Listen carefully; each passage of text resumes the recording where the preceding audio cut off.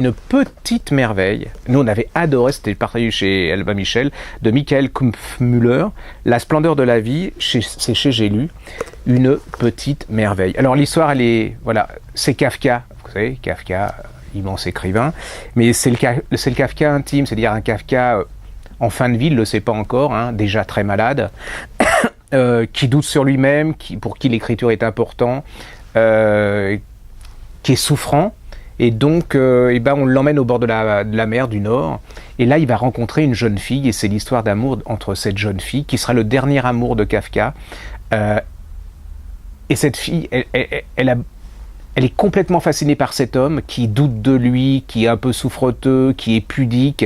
C'est je t'aime moi non plus, ils osent pas se le dire, comme on était à cette époque-là. Et puis, vous savez, c'est comme le chat et la souris. C'est tout en dentelle psychologique, c'est toute une page de notre histoire littéraire, hein, parce que c'est vraiment, ça va être important pour Kafka.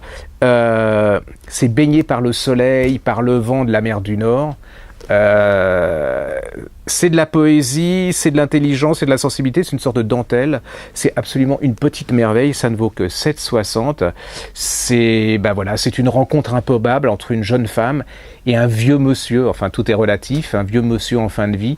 C'est une magnifique histoire d'amour, c'est la rencontre d'un génie avec une jeune femme très intelligente et puis très vraie. Voilà, ça s'appelle La splendeur de la vie, c'est chez J'ai lu.